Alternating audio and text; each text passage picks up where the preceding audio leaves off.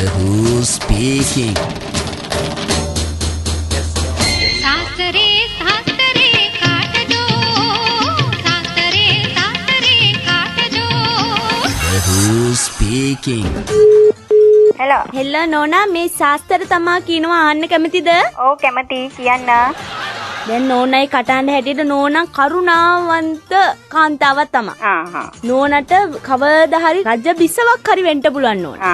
රජ්ජුරෝ නෑ ගෙදර මේ වෙලාවේ ඒකයි. කවුද ඔය කතා කරන්නේ කියන්නේ ඉස්සර වෙලා? මම මේ සරස්වති නෝනා ශාස්ත්‍ර චක්‍රවර්ති සරස්වති. ඒතර ඔය ටෙලිෆෝන් බිල ගෙවන්නේ කවුද ඔය කතා කරනකොට? බ්‍රහ්මයා ගෙවනවා නෝනා. කවුද? බ්‍රහ්මයා. එතකොට නෝනා මට පේනවා නෝනලා අද දවල්ට බත් කන්නේ. කොහොමද ඉතින් දවල්ට බත් නේ කන්නේ? ඉතින් ඕක කියන්න දෙයක් නෑනේ.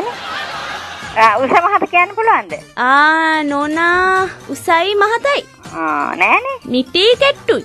ඔය ඉතින් දෙකෙන් එකක් වෙන්න බෑ. හෙලෝ මේ නෝනා ශාස්ත්‍ර තමා කියනවා ශාස්ත්‍රයක් ආමුද?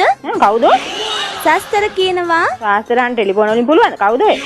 නෑ නෝනා එහෙම කියන්න එපා. කටහඬට ශාස්ත්‍ර කියන්න පුළුවන් නෝනා. මන් දන්නවා. හොඳට ශාස්ත්‍ර කියන්න පුළුවන් කෙනෙක් වගේ. අනේ ඔයා. අයින් වෙන්නකෝ ඔයා. අයින් වෙන්න අයියෝ මේක. නෝනා ශාස්ත්‍රයක් ආමුද නෝනා? කියන්නකෝ බලන්න. හරි. නෝනා නිකන් කොච්චි මිරිස් කරලා වගේ සැරයි තමයි. තව මොනවද? කතා කරන මිනිස්සයාට නෝනව එපා වෙනවා නෝනා. මොකද කතා කරන්න තමා නෝනා දන්නේ නැහැ. එච්චරයි. තව තියෙනවා. නෝනට මේ කාල දසාව චුට්ටක් විතර හරි නෑ නෝනා. නෝනා ඇයි කරුණාවන්ත වෙලා වගේ? නෑ එහෙම කරුණාවන්ත කමක් නැහැ. මං අහන්නේ මේ ඇයි කියලා මට හරිනේ නැත්තේ. ඒකට හේතුව තමා නෝනා කට. නෝනාගේ රූපේ හොඳයි. හරිද? ඔක්කොම හොඳයි. ඒත් නෝනා කට තමා හොඳ නෑ. ඉතින් ඒකට මොකද කරගන්න ඕන? ඒකට ඉතින් කරන්න තියෙන්නේ නෝනා මේ කට අරින්න නැතුව කට වාගෙනම ඉන්න එක. ඒක නම් ඉතින් මට කවුරු කියලා දෙන්න අවශ්‍ය නෑ. හෙලෝ නෝනා. yes මේ ශාස්ත්‍ර කියනවා මේ ආන්න කැමතිද? කැමති. දුවගෙන පුතාගෙන මාත්‍යාගෙන අල්ලපු ගෙදර කට්ටියගෙන ශාස්ත්‍ර කියන්න පුළුවන් නෝනා. අවුරුද්ද කතා කරන අඳුරන්න බෑ. නෝනා ආමුද ශාස්ත්‍රයා? ශාස්ත්‍ර අහනවාද කියලා අහනවා. කියන්නකෝ එනම් බලන්න. හරි.